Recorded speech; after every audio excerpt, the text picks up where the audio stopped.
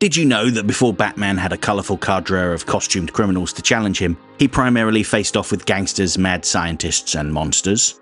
One of his earliest foes was a character called the Mad Monk, an Eastern European vampire that kidnapped Bruce Wayne's then-fiancée and planned to drain her dry.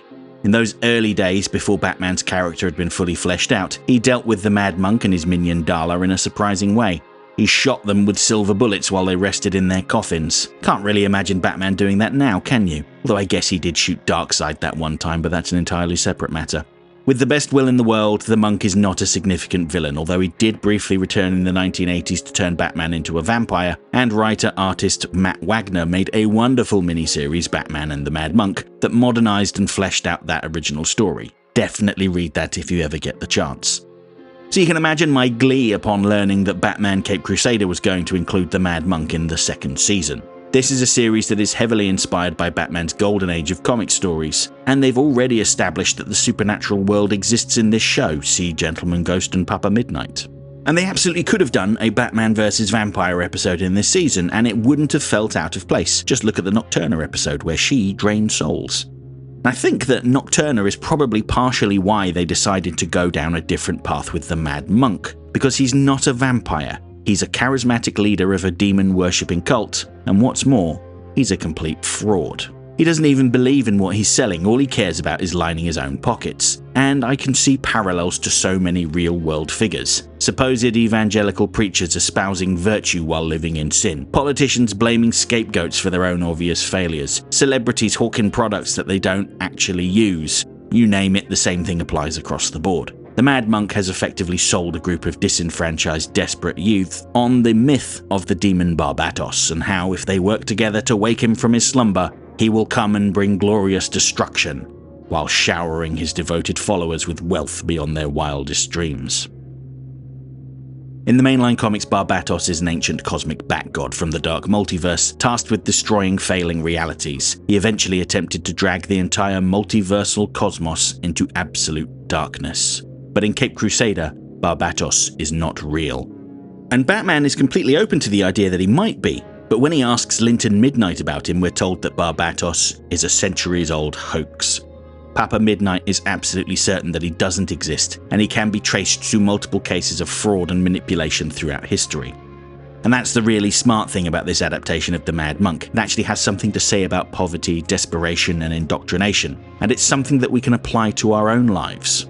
Yeah, sure, I don't think there are any mass movements talking about resurrecting a long-dead demon and bringing about damnation of their enemies. Insert topical political joke here. But it's about how charismatic frauds influence the young and the poor, giving them hope in a better, fairer world. And this kind of brainwashing is neatly contrasted in his episode, The Devil's Due, with Hattie Tetch, the Mad Hatter, who uses TV and her radio show to indoctrinate the masses. And that's why she's the perfect target for the cult. You see, the Mad Monk has sent his minions to Gotham Museum to steal some treasures on the pretense that they could be used to summon Barbatos. But when they arrived, they found a thief already there helping himself to their intended loot. So they knifed him to death while dressed as bats.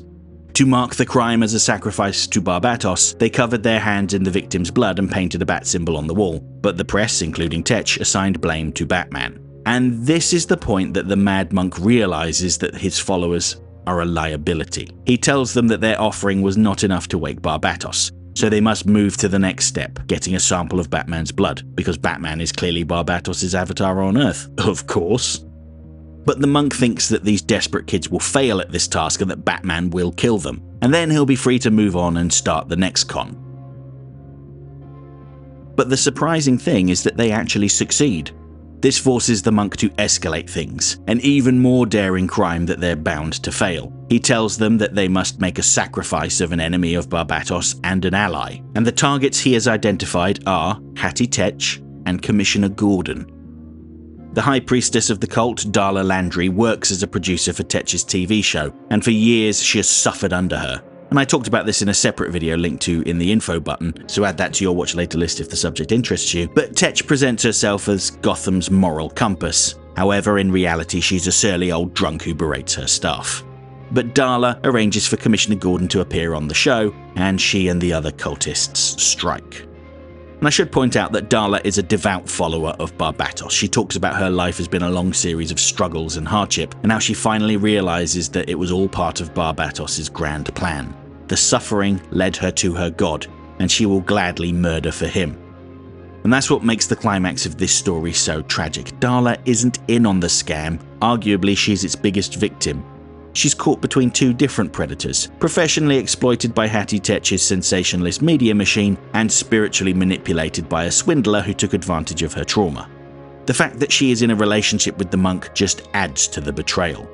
But the thing is, not everyone in the cult is as blind as Dala.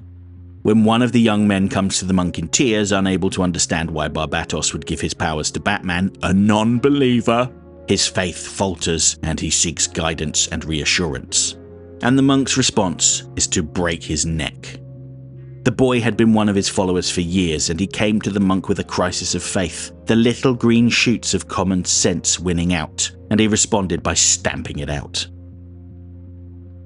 This is the point where it becomes clear that the monk isn't just a common swindler, he is a monster. Quite what he expected would happen at this point I really don't know. Dala, in her full priestess outfit, is fully committed to murdering Commissioner Gordon and Hattie Tetch at the height of the full moon. There are no signs that the monk would have stopped her. Ultimately, he was escalating their crimes as a way of guaranteeing that the authorities would deal with them. What better way to guarantee someone's arrest than having them murder the chief of police and a beloved celebrity, I guess? It's fortunate then that Batman arrives to put a stop to it.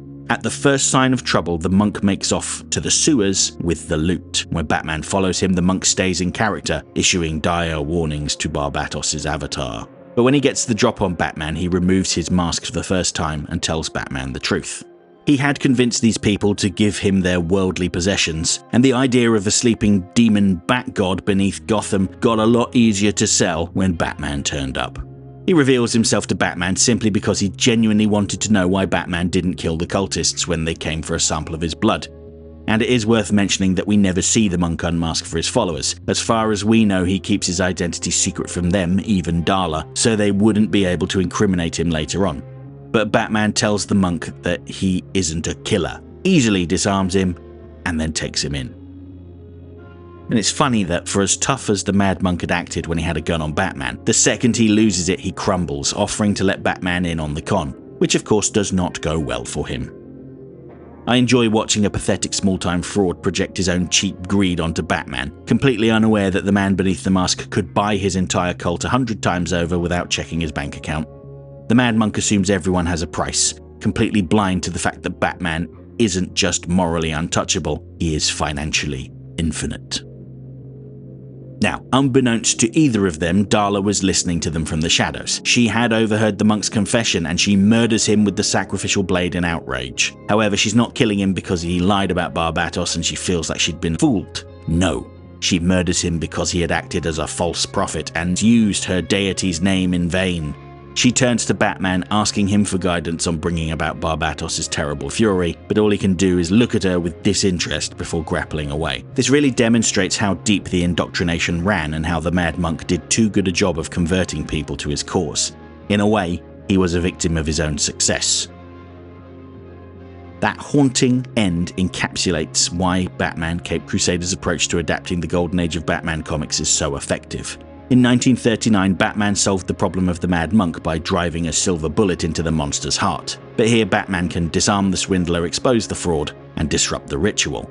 But he can't simply logic away a broken city's desperate need to believe in something, anything, that offers them power. By taking one of Batman's earliest supernatural villains and making him more grounded, the show delivers a timeless truth about human vulnerability.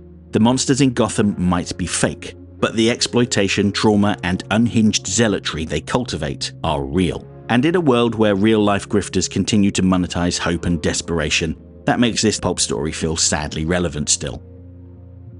But what did you think? Are you down with this more grounded take on the Mad Monk, or would you have preferred to have seen a story where Batman had to stake a bloodthirsty vampire in the heart? Let me know what you think in the comments, because I will be reading every one.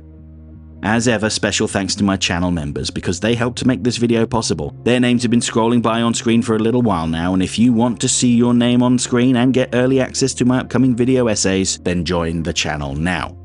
Thanks for watching everyone. See you in the next one.